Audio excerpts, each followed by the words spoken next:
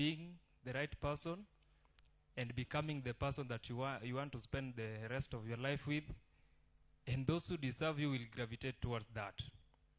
Now, my question is campus relationship is considered as courtship? And if so,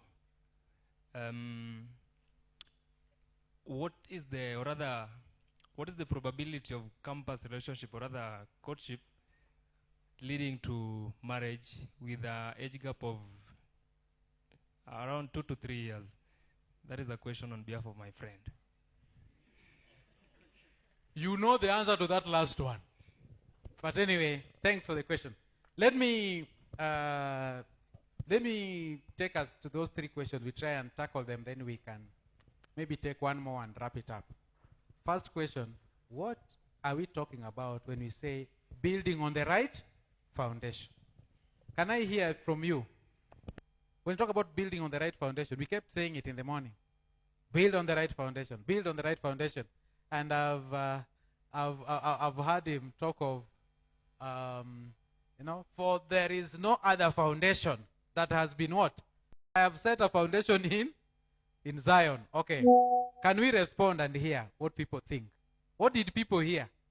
What did people understand by the foundation we are talking about? Said, oh, building on the solid foundation, building on the right foundation. Anyone wants to attempt? No, this is the nice part of teaching, that you just ask a question and people respond.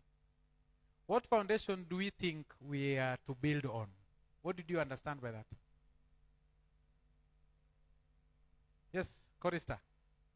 Don't know your name, but allow me to call you the chorister.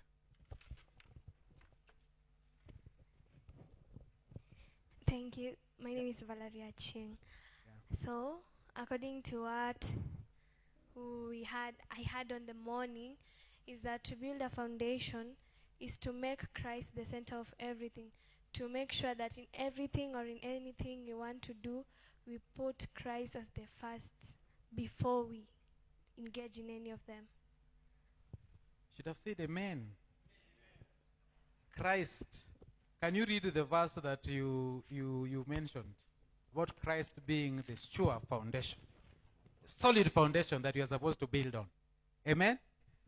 Now, there is also, by the way, you can also relate this to the book of Colossians, where Paul wrote to the Colossians and was talking to them. I think it's in the book of Colossians, is it chapter 2, where he was telling them, I can't remember the verse, that they should be deeply rooted in him and built on him.